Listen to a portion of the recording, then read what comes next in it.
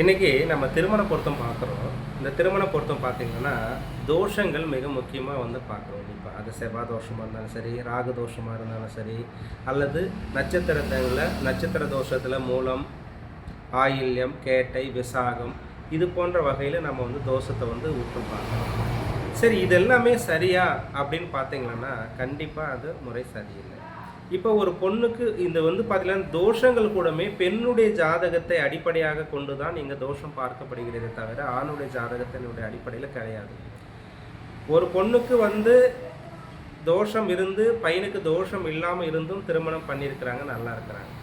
ஒரு ஆணுக்கு தோஷம் இருந்து ஒரு பொண்ணுக்கு தோஷம் இல்லாமல் இருந்தும் திருமணம் பண்ணியிருக்கிறாங்க, நல்லா இருக்கிறாங்க. அப்போ தோஷம் தான் இங்கே தீர்மானமா அப்படின்னு சொன்னால் கிடையாது. இப்போ ஒரு பொண்ணுக்கு 7ஆம் இடத்துலையோ 8ஆம் இடத்துலையோ இல்லை 2ஆம் இடத்துலையோ இல்லை 4ஆம் இடத்துலையோ இல்லை லக்னத்திலேயோ இல்லை 12லேயோ ஏதோ ஒரு வகையில் செவ்வாய் தோஷம் இருக்குதுன்னு வச்சுக்கோங்க.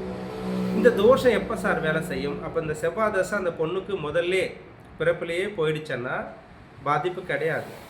இல்லை அந்த செவ்வாய் தசை பார்த்திங்கன்னா ஒரு 30-35 வயசில் வந்ததுன்னா அதுவும் பாதிப்பே கிடையாது.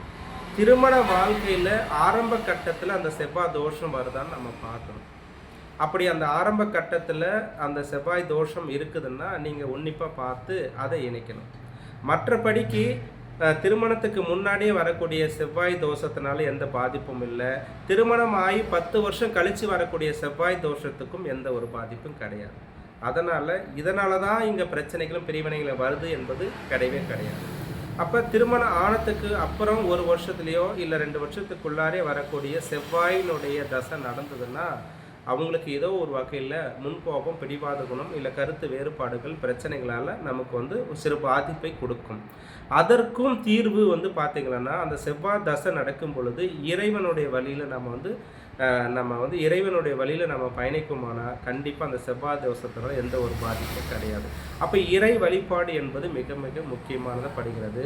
அப்போ இறைவனை சரணாகதி அடையும் பொழுது அந்த செவ்வாய் தோஷம் எந்த ஒரு பாதிப்பு கிடையாது. அதனால் செவ்வாய் தோஷம்னு சொல்லிட்டு இன்றைக்கி யாரும் பயப்பட வேண்டாம். உங்களுடைய சுய ஜாதகத்தை நீங்கள் முழுமையாக பரிசோதனை பண்ணி பாருங்கள், அப்போ உங்களுக்கு புரியும். நன்றி, வாழ்க வளமுடன்.